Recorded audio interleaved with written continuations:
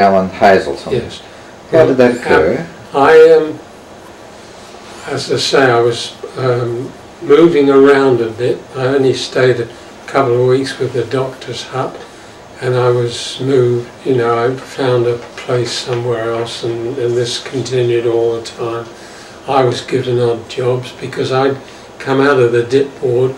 We had no medication, as I said, so that most people had heart troubles. I had tachycardia bad, and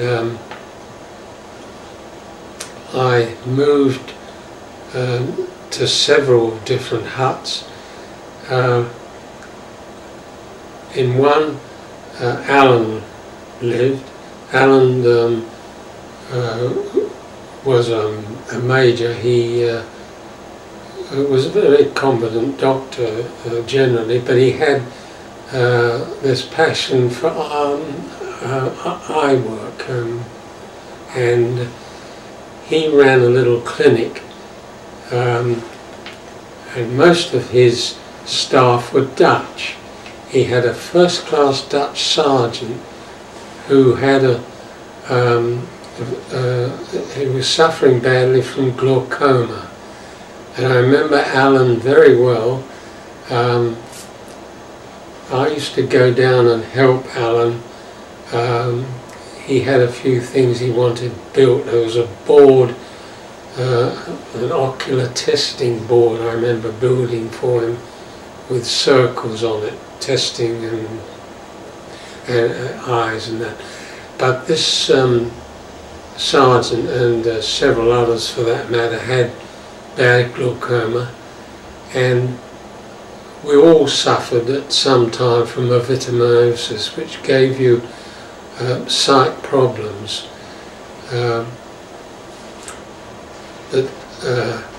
Alan was getting pig's eyes from the cookhouse, and I can well remember Alan working on pig's eyes with all sorts of funny little drills that this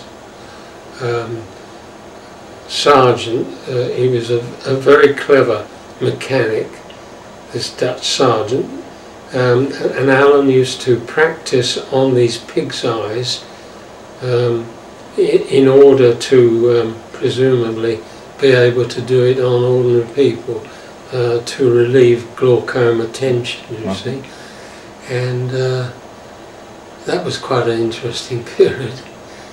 He finally, with the help of some of these mechanics, made I suppose you call an ocular drill, which you have to break into the eye and relieve the fluid.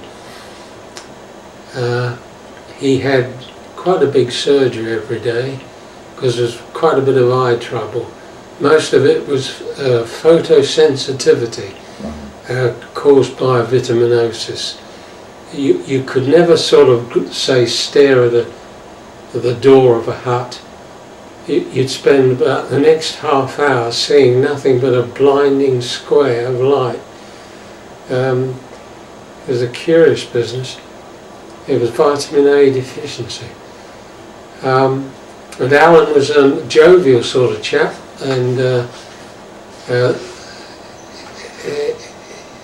in this hut we had, I suppose, about 30 other officers and about 100 men. And I remember one wonderful occasion we pooled all our resources. Alan was running the show, and he bought loads and loads of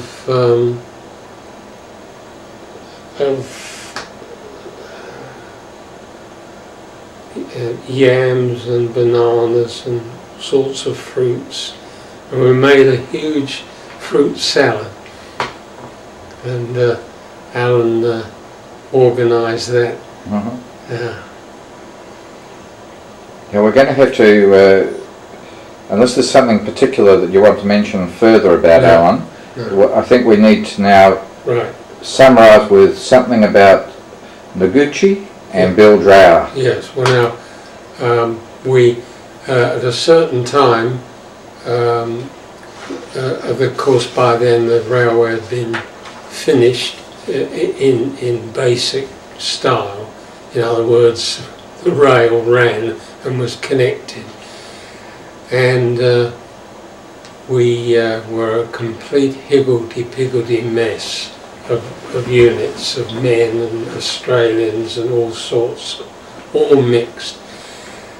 And the Japs decided to segregate the officers from the men. So the segregation took part. We were all marched to build a new camp at Kanchanaburi, and senior sergeants and quartermasters and so on took charge of the men whilst we were marched away. We all dreaded the possibilities of what it might mean, but we were marched to Kanchanaburi, which was a small camp at the time, but then we had to build our own camp to house all the officers. And the first Jap commandant in charge was Noguchi. And at that stage, Noguchi was acting in a basic, manner as a very efficient Jap officer. He ran the camp as the other officers did. He was very, very strict, mind you, and we did our normal chores around the camp. We built things and so on, but gradually Noguchi changed and became more and more officious. I knew Bill Drow very well. He was the interpreter for the camp. Bill had sent for me on a couple of occasions because Noguchi had asked him to find an artist to do some work. And my first job for Noguchi was doing his portrait, which was a bit of a strain because he didn't quite know his reaction. Fortunately, it turned out all right. He sent it to his mother in Tokyo. He gave me a couple of slabs of soap from the trouble. And the second occasion, after I'd done his portrait, Bill Drow sent for me and said, Noguchi wants you to paint all the brass work and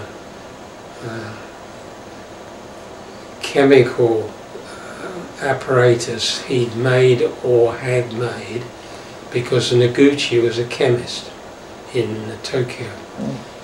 And so that was the second job I had to do for him, which was a bit tricky because by then Noguchi had really become the terror that he was.